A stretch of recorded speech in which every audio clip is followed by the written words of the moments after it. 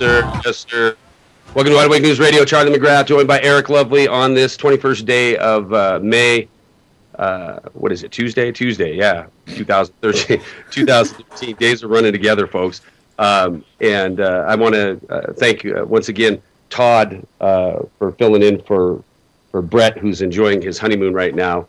And I apologize last night for a little bit of me stepping over him as far as his producing, because Brett and I have been doing this thing for 3 years, and we understand exactly what we're doing. But anyway, so Brett or Todd, welcome to Wide Awake News Radio. I'm happy you're here in order to produce on the Rinse site.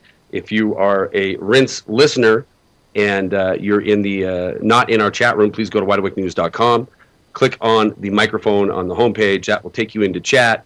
You will not be disappointed tonight, I believe, because I haven't talked to Eric, but him and I have kind of a telepathic ability, I think. I'm saying that, of course, jokingly, but we typically end up on a lot of the same topics, and the things that are happening in the news today are certainly a smack in the face, a smack down, a slap down of freedom, and a march one step closer towards ultimate police state. And I really, really can't stress that enough.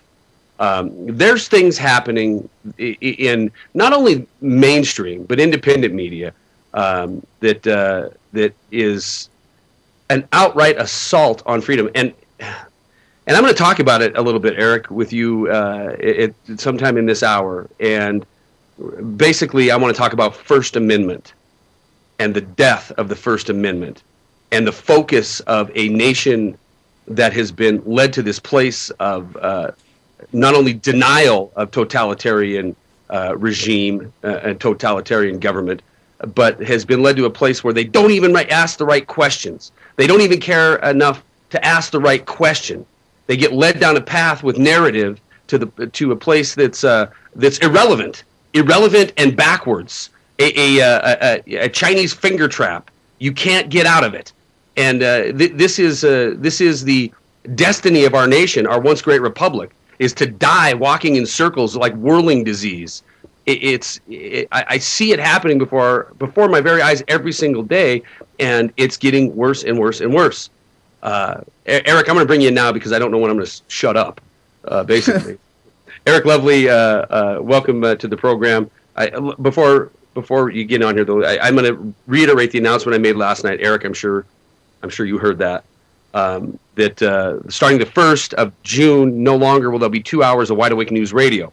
I apologize for this, and I explained last night that my passion to get into more activism is the primary driver behind this, followed by the fact that everybody you hear on here every night, again, Gary, Karen, Eric, me, Bonnie, is hours and hours and hours of our time that is dominating in a lot of respects to our day. And everybody that I just mentioned does something else besides try to bring the truth. So I felt that it was time to get our message sharp, get it consolidated, get it to as many people as we can. Jeff agreed with me. He understands the passion I have for the activism side of things, and he supported it 100%. Again, disappointed naturally that our 2 hour spot's going to go to 1 hour, but he saw the vision that I had for my goal in life, which is that sign behind me: "Wake up, people! Wide Awake News." I want the periphery fringe and the periphery mainstream to merge into one overwhelming voice, and I think the only way to do that, other than outright revolution in this country by a small percentage, is information. And so starting in June, we have a lineup. We're still going to be Wide Awake News Radio, but we're going to have people that you already know and tune in for. Eric Lovely is one of them. He's going to be hosting his own program I think we're doing Thursday nights, aren't we, Eric? Can we decide on that? Yes, I'm pretty sure that's what we came to in our discussion. So every Thursday night, it'll be Eric Lovely and whoever, either himself or a guest, but the team the team approach that we do on Tuesday nights and most Tuesday nights and Thursday nights will be a little bit different. That doesn't mean Eric won't be on my hour I'm hosting, or I won't be on his, but the format is changing to where Eric can bring in guests that that he feels are important, and I'm looking forward to that hour. Monday nights, Gary Hendershot will be hosting his news hour. Me, of course, on Tuesday, we're going to have Woody O'Brien.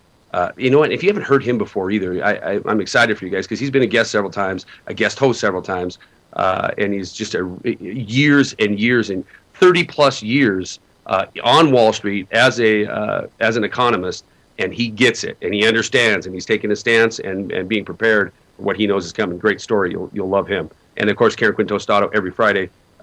She will continue to dominate the Friday night lineup with her Karen's Corner. All right, Eric. How are you, my friend? Well, I guess the little psychic birdie did kind of fly by, but, I had some time, many hours to mull it over and look at the information.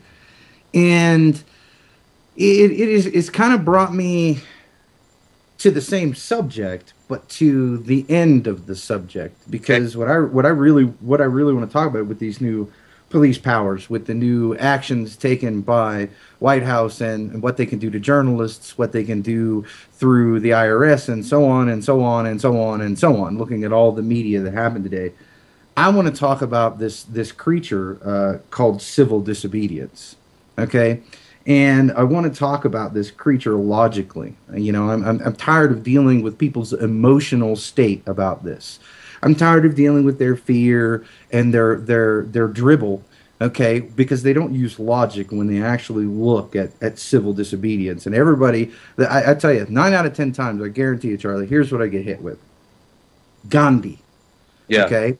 And they're talking about civil disobedience and Gandhi and this peaceful blah, blah, blah, blah, blah. Okay? And this whole idea. And it just goes to show that, one, if you comparatively, and don't get me wrong, I have no problem with the person I'm about to make analogies or parallels with, which is Adam Kokesh. I watch some of his work. I help him where I can. I promote his videos and things around. However, let's look at this civil disobedience march. Now, the whole idea is for us to do something that enacts a grievous activity that causes the people to rise up and create a change. Right. Okay? That is the idea of civil disobedience. Most people are completely confused about Gandhi. Gandhi had the Rurk tribes, which were actually physically attacking and assaulting and killing British soldiers during the March for Salt. Now, if people don't understand what the March for Salt was, it was that the people of the Indian nation and so forth have been making salt for thousands of years, supposedly, all by themselves. They march to the sea, they make salt, they bring it home, and this company moved in and said, okay, we're going to take over salt production, and now it is illegal to get salt unless you get it from us, the king. Right. So basically what happened is hundreds of thousands of these Indian nationals decided to march to the sea under Gandhi's leadership, saying, we're going to make the salt whether you like it or not. Now, that was their object. We're going to make salt in defiance. 98,000 people were murdered on that march by the British soldiers. Okay? This is what really happened. Almost 100,000 lives were lost over the period to March for Salt, and it bottlenecked with guns drawn pointed at Gandhi himself and his own party. And the reason why they weren't shot and killed is because when the soldiers turned around and realized that this tribe had gathered an additional 500,000 individuals and swarmed this salt, the troops realized they were completely outmanned, they were completely outnumbered, and there was no possible way, if they started shooting, that they were going to win this situation. Now let's compare that to this march on D.C. So we're going to get our guns, we're going to tell them we're going to walk with our guns, and because it's the law, because it's what we have done, it is the basis of our existence, it is the gun culture, it is America. But when they tell us to give up the guns, well, we're going to peaceably let them arrest us. We're going to peaceably give them our guns, and then we're going to peaceably. No, go I don't. home. I don't believe that. I don't believe that. I really don't. I think. I don't think there's going to be peaceably. No, I don't. Oh shoot! Are you kidding me? All right. We're going to be back with Eric Lovely, more Wide Awake News Radio, and I want to counter that point. At least That's not start what off. he said. Okay, maybe I'm confused. Maybe I didn't hear you properly. I thought you were making a statement based on your opinion. We're going to be back with Eric Lovely in just a sec. Hang tight. Guys, welcome back to Wide Awake News Radio. Charlie McGrath, Eric Lovely, Tuesday night, the 21st day of May. And we suspended the conversation during the break. We had a little business to take care of, so we're going to pick it right back up. Eric, I think I misunderstood you because you said people are just going to lay back and That's actually the plan. If you go and you listen to Next News Network, Gary Franchi, he interviews Adam Kokesh himself. And Adam Kokesh says extensively that the plan is to work with the police department. If they want to arrest, they'll have an orderly surrender, and so on and so forth. Yeah. Now, the reality is that what Gandhi did is Gandhi did what he wanted to do no matter the cost. He pushed forward. So all I'm saying to the Adam Kokesh individuals is, how can you say that you're standing up for the Second Amendment and you're going to stand up to authority and tell them about themselves and show them that you're free individuals, rah, and then turn over your guns and let them arrest you? Now, to me, I'm just talking about that arrested situation. in the first place. What? Because it's illegal to carry the loaded weapons on the 10 square mile supposed United States soil. Yeah. Okay. So this is the idea when they cross the bridge. That's why the sheriff says he's going to meet them at the bridge, and they're going to be there and they're going to be ready to take these people down and arrest them and load them into the paddy wagons and so on and so forth the moment they cross the border. Yeah. So this is the reality. I mean, what I don't want to take people away from, these rallies and these things, but what are you actually accomplishing other than spending lots of money and then giving the government lots of money? Because they're going to make $185 a head on these tickets. So if 10,000 people show up, multiply that by $185. So what you basically did logically, I want people to eliminate emotion on this conversation. Just think logically. Yeah. So what you've done is you spent your own money to get there, and then you turn around and gave them $100,000 just for kicks and giggles. All right. If you, I'm understanding your argument and paying respect to that argument, assuming you think this is just a publicity stunt. Well, I don't think it's a publicity stunt. I really don't. I think this is the mental state of the common American. They think civil disobedience is, I'm going to speak my mind until a cop points a gun at me and says you're under arrest, and then I'm going to shut up and get in the paddy wagon. This is the mentality. Do you think we'll have people that... Now, my inkling would be...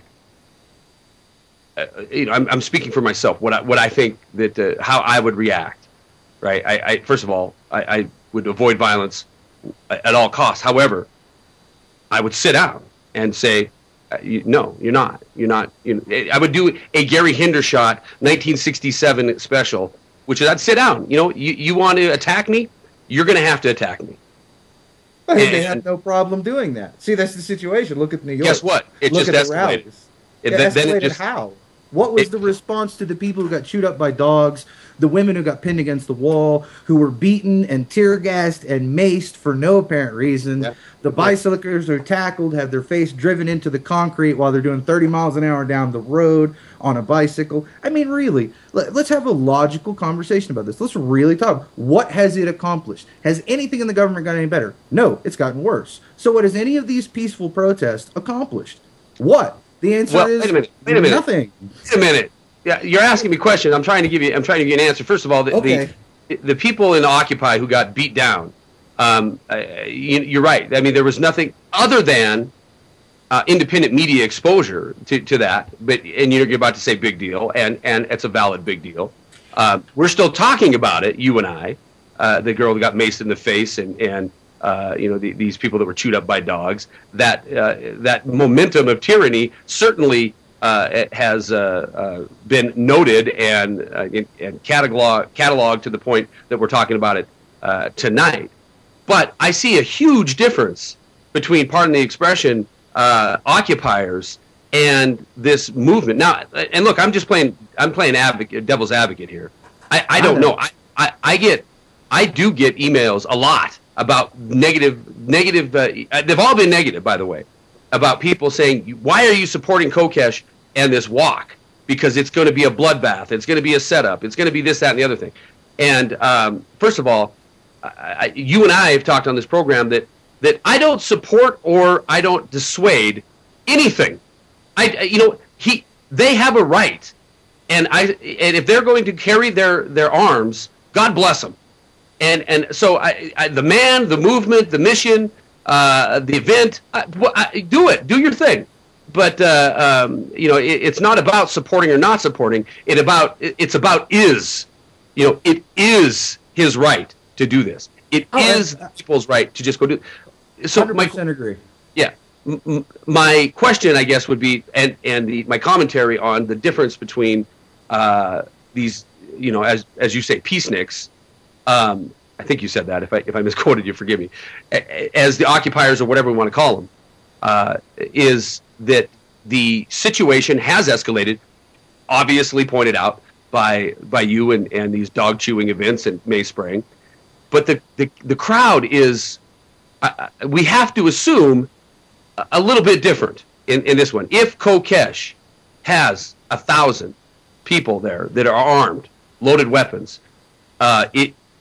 these are a different crowd than the ones in New York sitting in on a sidewalk.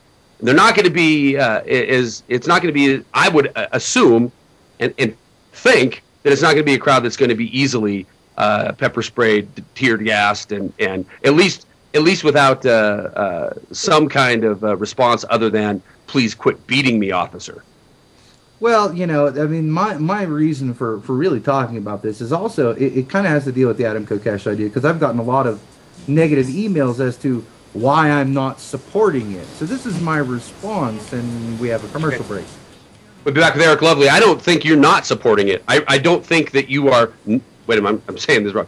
I think you support it, and we'll get back to that on the backside of this break. I'm going to turn it over to you, Eric Lovely. Welcome back to Wide Awake News Radio. I had to cut off Eric when we went into that break there, and I shouldn't just start it with nothing, but I'll start it with let's wrap up on this Kokesh thing. Here's the deal. Kokesh, go for it, buddy. Go for the gusto. Whatever exposure you can achieve, whatever your goals are, I hope you achieve them wholeheartedly. I do pray for the safety of every person that's participating in this, and I hope it is an eye opener for this country, and not a Waco or Ruby Ridge type event in the making, or the next Kent State, as we were talking about during the break. I hope that. That's my hope. But that event's coming, folks. Sorry, it's coming. I don't want it to, but and I don't know if it's this one, but the heavy hand of governments is very apparent. And if we can't see that and understand that, guys, it's really time to wake up and realize that that inevitably this government is preparing for exactly that. They're not doing it for what and giggles. Go ahead, Eric. Yeah, absolutely, 100%. And here's the thing that I want to tell people as we start to transition from Adam Kokesh, which really isn't a transition; it's just a sideways slant that we're moving to.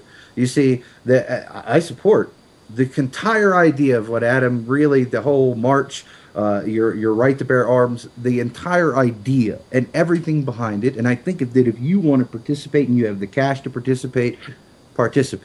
I feel also, as Charlie do, I really hope that there isn't a lot of bloodshed, that there isn't a lot of, Reichstag type moment or Ruby Ridge or anything like that. I'm really hoping that isn't it. But what I want to do is I want to get down to the actual centerpiece logistics of the things. You see, like Gary and I were talking about on JTV, for those of us that were listening. Okay, it's the root idea. It's the message that you're sending.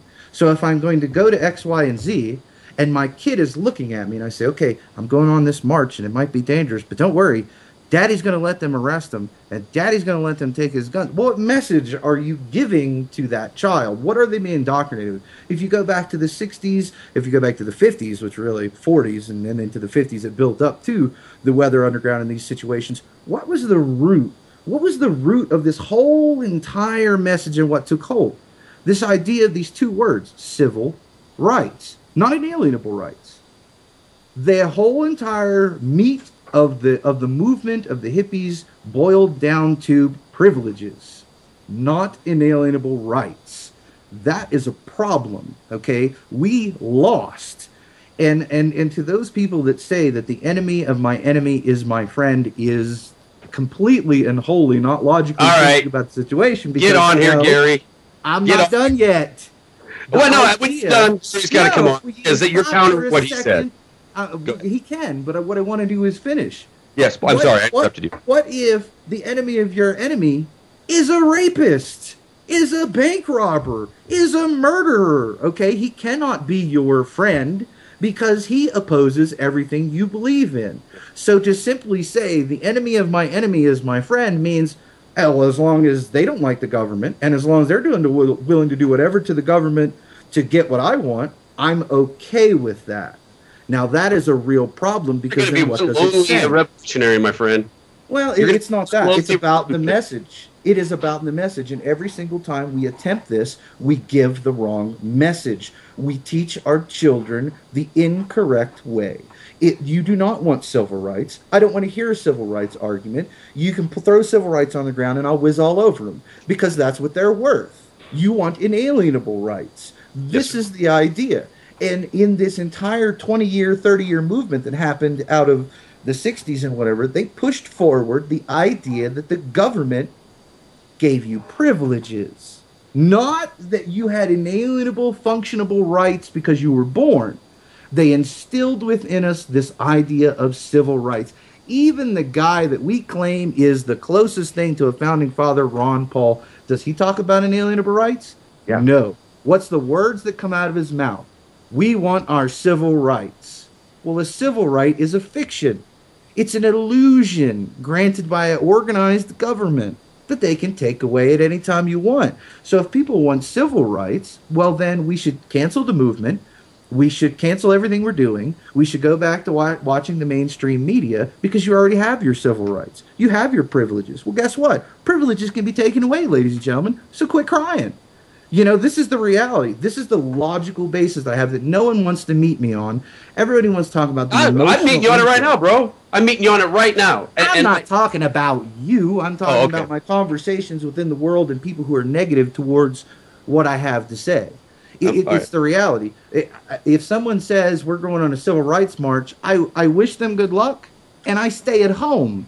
Because I don't care about their civil rights. What I care about is their individual, inalienable rights. I want their rights to be inseparable from them. Not the idea that they're privileges. And, you know, people say, oh, well, it's semantics. It's not. The court and the government use this against you. In the entire pervasiveness of the system is based on civil rights. It's based on privileges that are granted to you. I agree with that. Yeah, the freedom of speech. Well, you wanted a civil right version of freedom of speech. Well, now the government is annoyed and they took it away from you. Well, they can take away privileges. You gave them the power to give you privileges. You gave up your inalienable rights for civil rights. Well, this is the boat you're in. It is time that we logically sit back and look about the core, the real core of what it is that we want and what it is that we're pushing for. I'm pushing for individual inalienable rights. I don't care your color. I don't care your sex. I don't care your sexual orientation. I don't care what God you pray to. About their ideology. They have inalienable rights. No, because it's action. If they take action, if they take action, then it's treason. What? No. Yeah, but what if I'm a dyed-in-the-wool communist? But I can't stand the corruption of this government. I can't stand the oppressive nature of this government because my ideology tells me that communism is beautiful and it's perfect and it'll work if we just can all get on board. But I'm going to march with you because this system is an overarching enemy of freedom in general and the freedom of or overarching enemy of humanity in general. I'm going to march with you, and you're not going to march with me. I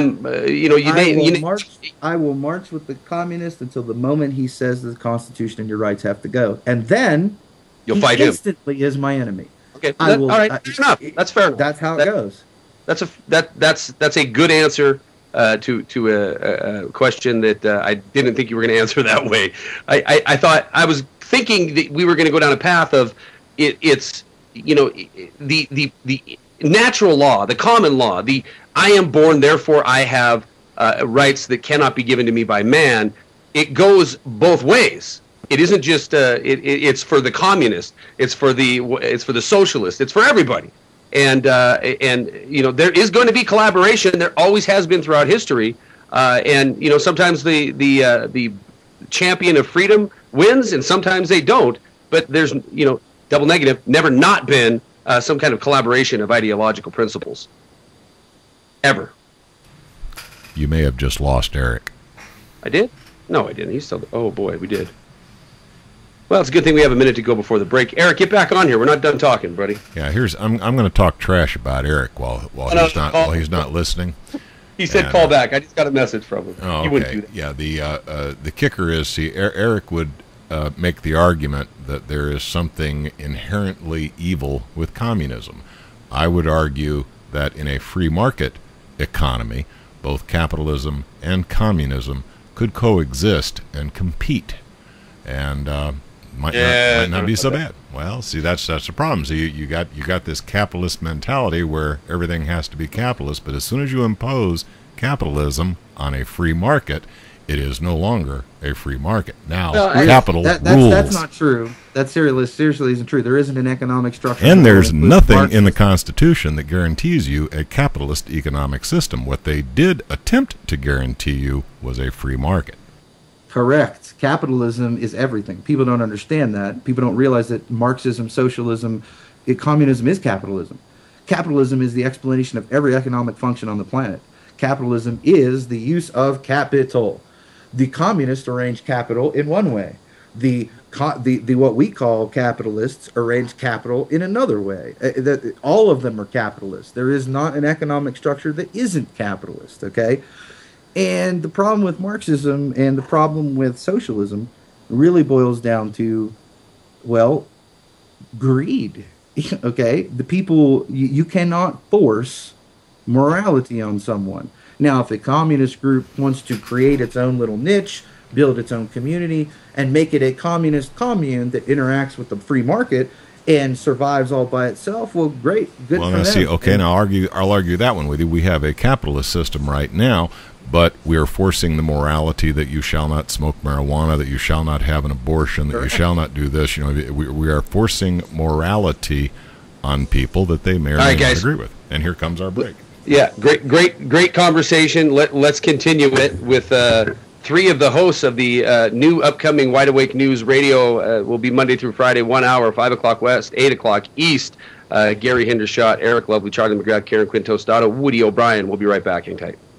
All day long, I don't care. It's their business. If they're welcome back to Wide Awake News Radio. Charlie McGrath, Eric Lovely, Gary Hendershot. I think Gary's hanging out, but let's. I don't even know where to go. I'm going to try and keep my mouth shut. You guys go ahead and carry on your conversation. I wasn't on the schedule. You bring such spice of life, though, Gary. It was spicy during the deal, and we were talking about the Amish, and here's the deal: do what you want to do. Be free. How about that? I'm a be free-ismist. That's what I am. I don't care if you rip the heads off chickens and look through special color this, that, and the other thing, and you get the truth of life. That's your business. I don't care if you prayed in Urubu and you bury a potato and howl 3 times at the moon in order to get your jollies. That's your business. Freedom is what I support. Period. I don't. Whatever somebody does, if they're trapped in some kind of cult thing, they have a mind. They've got the gifts of God to figure it out. It's not my business to interlope.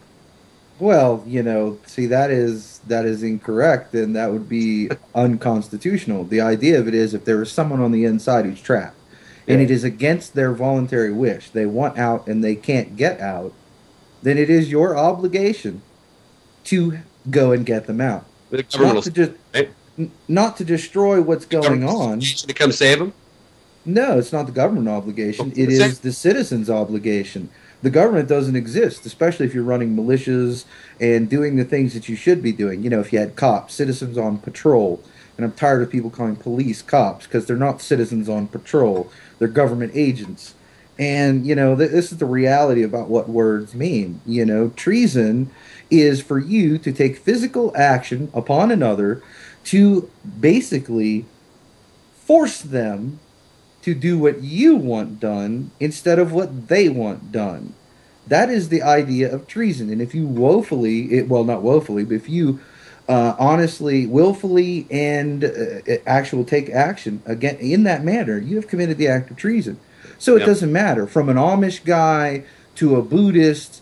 If they wrongfully imprison someone, because that's what it is, if you force them to stay, then you have committed treason, and the punishment for that is, well, we all know. So the reality of it is that, yeah, it's a diligent task, and the reason why it is such an intense citizen type, that's the reason why it's supposed to be a citizen militia. It's supposed to be a citizen army, a citizen-ran government, not a high-paid lawyer who's good at words, the roofer down the street, the plumber down the street, Gary Hendershot, the electronic wizard that he is. He is. These are the types of people who are supposed to be congressmen, judges, sheriffs. No, I agree with that. Common, average, everyday person, and people really they lose touch with these things. They don't understand.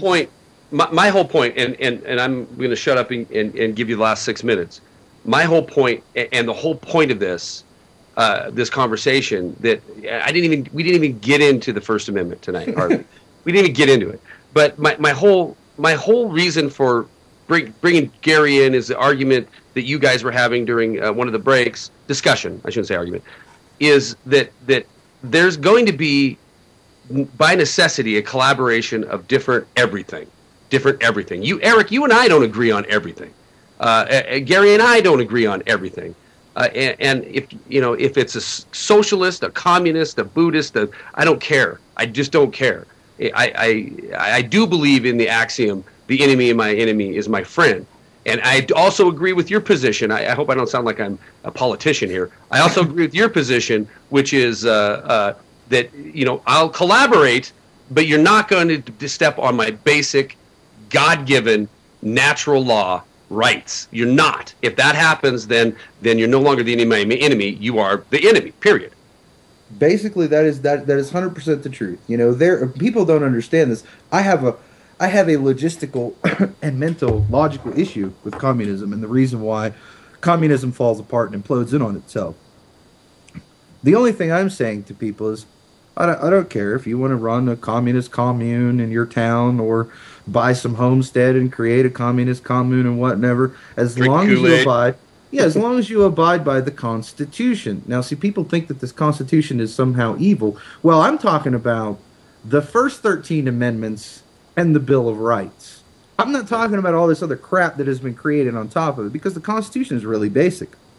And under the Constitution, you have the right to be a communist. What you don't have the right to do is unseat the common law and do away with the Constitution. You see, this is what people don't understand when they start looking at freedom. You could be a Buddhist, you can be a communist, you can be, one of these weird direct socialists or whatever ism you want to call yourself. You can do it as long as you don't infringe on someone else's rights at any point. Then guess what? You're not breaking the law, and you can carry on with what you're doing.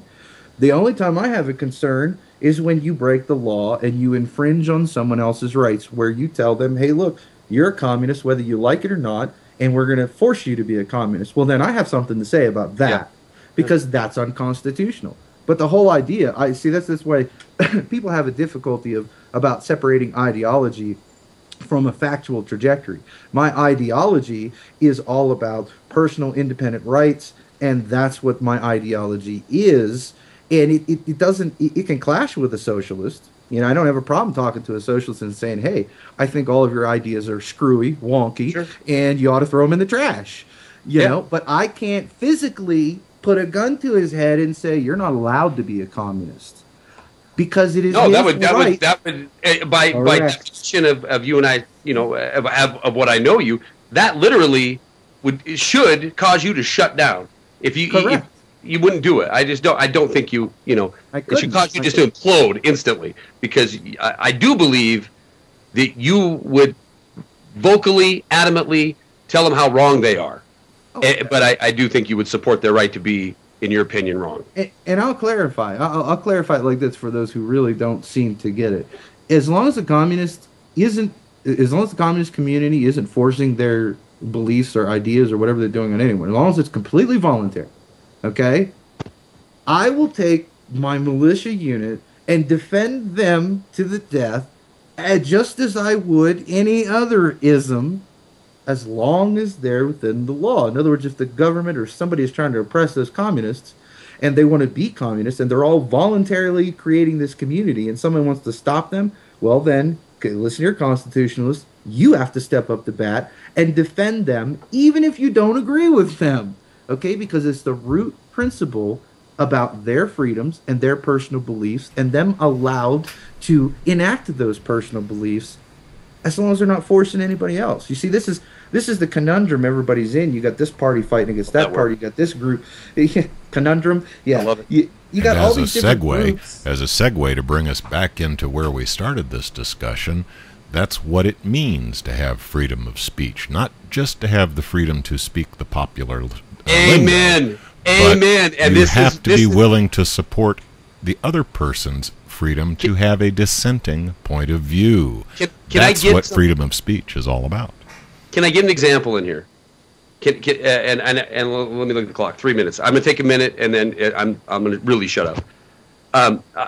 As of late, as in the last week, another, I'm not going to name names because I don't know what's supposed to be talked about and all that. So another host said some horrifically shocking things.